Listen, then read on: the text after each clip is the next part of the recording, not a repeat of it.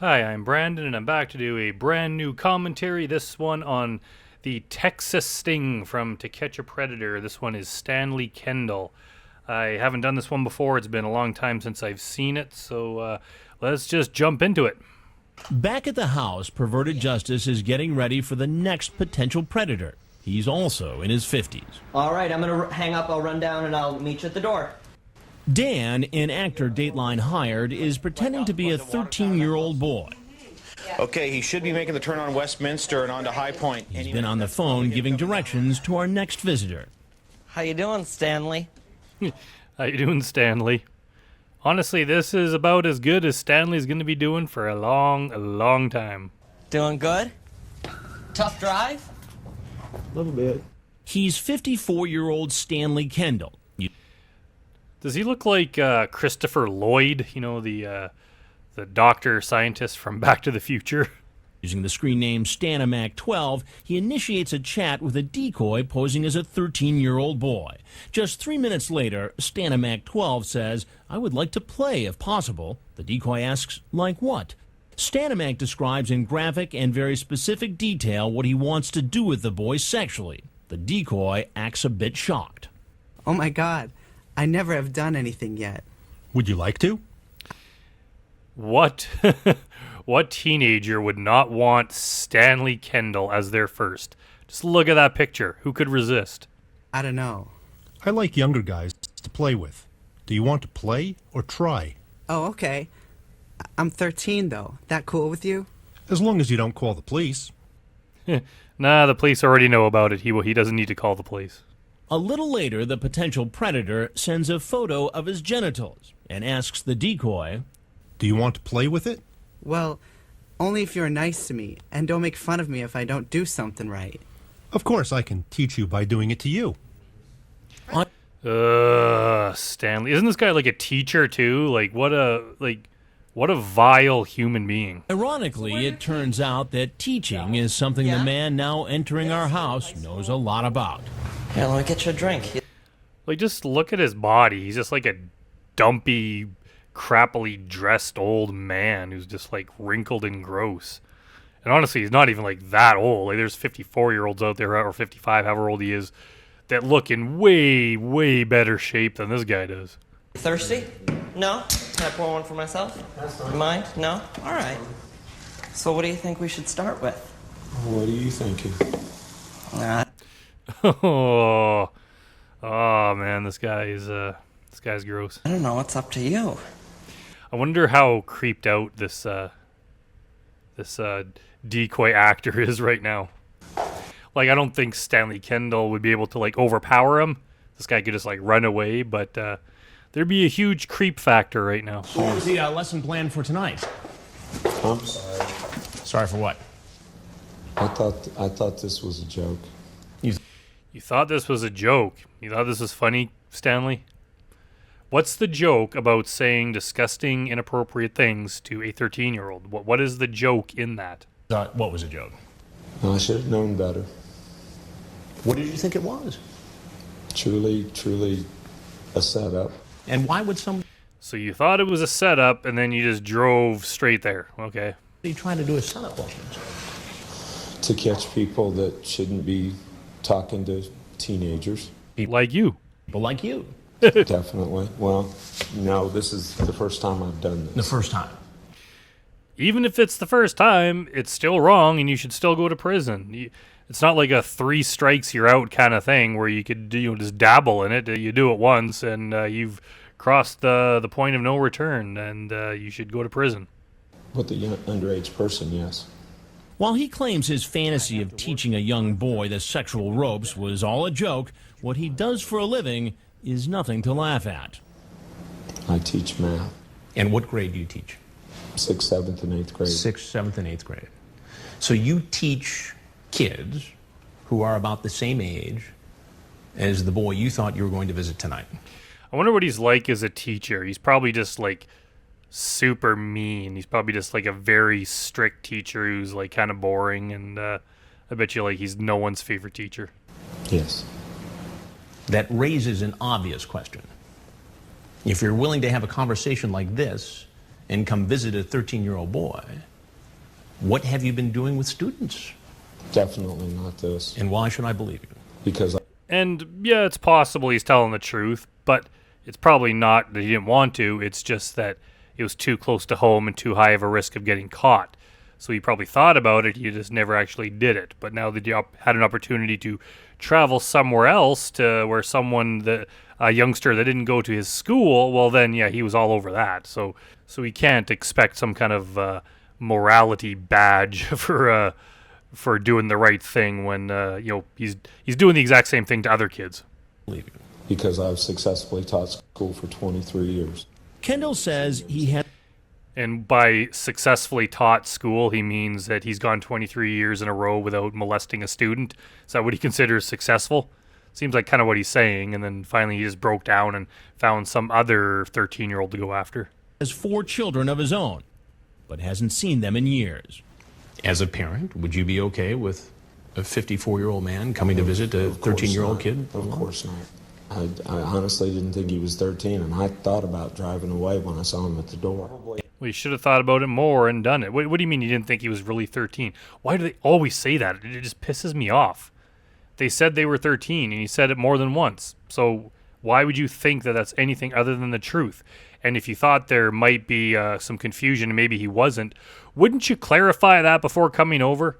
Because that number can get you sent to prison. So just be like, hey, you said you were 13. Was that a typo? Were you serious about that? Like, could you just clarify that, please, and give me your real age? And if he says 13 again, you know not to come. Like, why do these guys think that there's some confusion over the age? And like so many other men in his predicament, he brings up religion. Probably I was thinking the part of me that's Christian was going to talk him out of it. So, Oh, Stanley, you dirty liar. The part of you that is Christian would just be silenced by the part of you that wants to be a deviant asshole and molest the kid. Straight up, that's what would happen. No part of you would come here and talk him out of that. The point to talk him out of it would have been over chat, not after you've already come into the house. what part of the Bible tells you to say all this kind of stuff here in the chat? I'd love to suck play and suck play with Like I and lick said, nipples and licking and you. I think that's in the book of Job, if I'm not mistaken. Where is that in the Bible? Explain that to me. There's a human Sorry if I offended any religious people out there. I was obviously joking. part Is that of the me Old that Testament or the New sins. Testament? Neither. I am truly sorry. And I'm not going to be in that chat room anymore. Yeah, well, the law will make sure of that. Well, unfortunately, in this case, it probably won't. These guys had the charges dropped. So I know that this guy was like kind of like harassed by people online, which is obviously, I don't agree with that. Like I find these guys despicable. I think they should go to prison and be punished severely, but I don't believe in people harassing them. So, people should just not do that. But I don't know the circumstances all around that stuff, and I don't know if this guy did anything again after this. I don't know what happened with him. I think he's dead now, but I just have a hard time believing any of these guys would, especially if they got let off the hook, would just lead a normal life. I think they would just go right back to doing what they've been doing. They would just now be armed with the knowledge that, oh my God, there's stings out there. So I have to be extra cautious to make sure it's not a sting. I think that's what they would learn from it. I don't think they would just stop doing it. I have learned my lesson. Well, I'm Chris Hansen with Dateline NBC, and we're doing a story on men who try to meet kids online for sex. I'm truly sorry. I have learned my lesson. Thank you for helping me with it. Like, shut up. Like, nothing even happened. Like, you just got caught.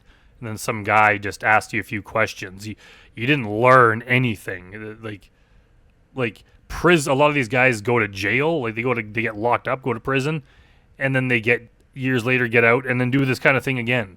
So just having some guy give you a warning is clearly not a lesson. I am an excellent teacher and want to stay that way. Sure, maybe you are an excellent teacher.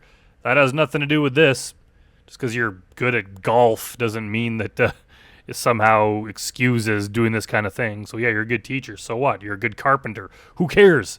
Who cares if you're good at something like that? If he's saying teacher just because it relates to kids, well, just the fact that you have not done anything like this to a kid yet doesn't give you a green light to do it one time. Like, sorry, Stanley. But it's doubtful he'll ever be back in the classroom. He said he's never seen our report, so he has no idea what's going to happen when he opens that front door. Police department, get on the ground! Get on the ground! Put your hands behind your back! Behind your back! Just lost my job.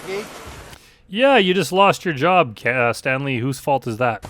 Let me just go through this real quick. Detectives search his car and gather evidence. Paper with screen names, directions to the house. Put your feet against the wall here, please. Face the window. He's photographed, And where do you work? booked, Let's go up this way. and brought in for questioning. For the record, I'm very nervous. I'm shaking. Oh, that's okay. And Don't get nervous. this can ruin me. Yeah, it could. And the thing is, if what I hear is correct, Texas has some pretty strict laws overall. Like, they don't mess around with this kind of thing. So I would have loved to have seen what kind of penalties these guys had if their charges had not been dropped. I bet you the judges would have just thrown the book at them, and rightly so. Investigator asks him about his online chat. Again, he claims that people often lie online. In the conversation, I had a gut feeling it was wrong, but I kept going with it, thinking it was a lie. I don't want to lose my job. I'm an excellent teacher, and I just... Are you really though, Stanley, or do you just think you're excellent?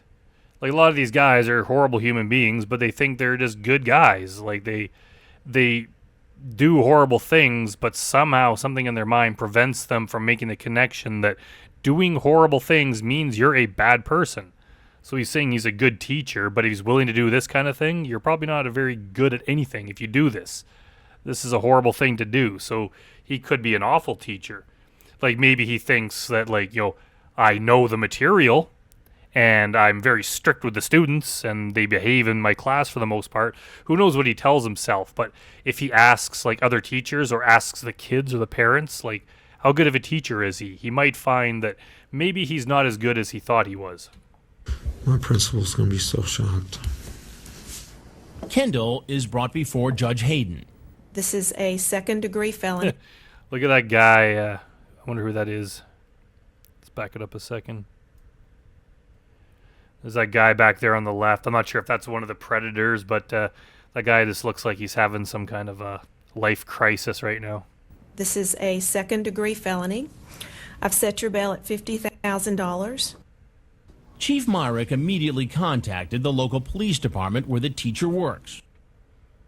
I felt like my best resource was to contact the school's police department and talk to them and let them take over on that end to ensure that this man could not get close to those students again.